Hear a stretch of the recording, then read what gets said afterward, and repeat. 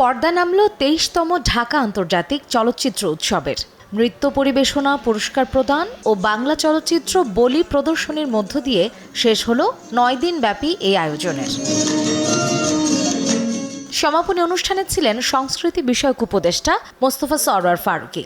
ঢাকা আন্তর্জাতিক চলচ্চিত্রের জন্য পার্মানেন্ট ভেন্যু, নির্দিষ্ট বাজেট এবং বছরব্যাপী কার্যক্রম পরিচালনা সহ বেশ কিছু ভবিষ্যৎ পদক্ষেপের কথা জানান তিনি। এই ফেস্টিভ্যালটা যদি একটা আন্তর্জাতিক মানদণ্ডে গুরুত্বপূর্ণ ফেস্টিভ্যাল হয়ে উঠতে হয়, তাহলে অনেকগুলো ইনফ্রাস্ট্রাকচারাল সাপোর্ট তাদেরকে পেতে হবে, যেটা তারা পাচ্ছে না।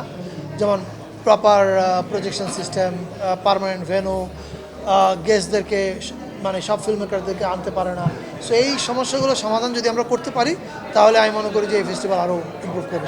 আমাদের যে একটা ইম্পর্টেন্ট ফিল্ম ফেস্টিভ্যাল প্রয়োজন, এটা আমি ঠিক জানি না সরকার কতটা গুরুত্ব দিয়ে ভাবে। সরকার বলতে আমি কোনো নির্দিষ্ট সরকারের কথা বলছি না, সকল সরকারই। আমাদের হাতে অনেক কাজ, কিন্তু আমাদের হাতে সময় খুব কম।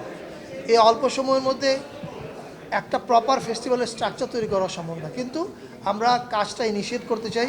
আমরা কিছু ইতিমধ্যে মন্ত্রণালয়ের নিজেদের মধ্যে আমরা আলাপ আলোচনা করেছি কয়েকটা মিটিংয়ে। সামনের দিকে হয়তো আমরা এটা কিছু আপনারা একটা রেজাল্ট দেখতে পাবেন। উৎসবের ২৩তম আসরে পুরস্কার পেয়ে উচ্ছ্বাস প্রকাশ করেন বিদেশি নির্মাতারাও।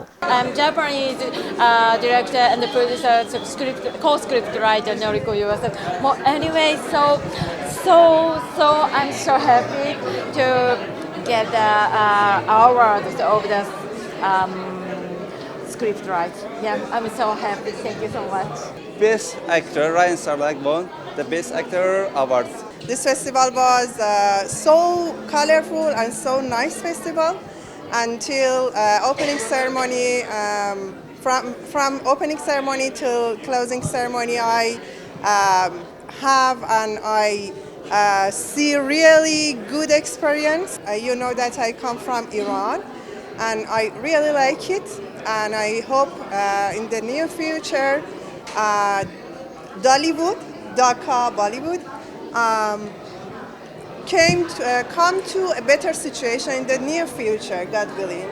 ২০৩টি দেশি বিদেশি চলচ্চিত্রের মধ্যে পুরস্কার জিতেছে বাংলাদেশের কয়েকটি সিনেমা। বাংলাদেশ প্যানোরামা ট্যালেন্ট সেকশনে ফার্স্ট রানার আপ হয়েছে আসিফ হামিদের ফুলেরা পোশাক পরে না।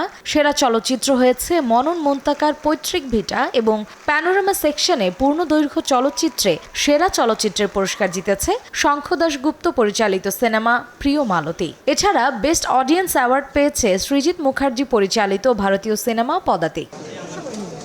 মার্জিয়া শ্রেয়া, সময় সংবাদ, ঢাকা।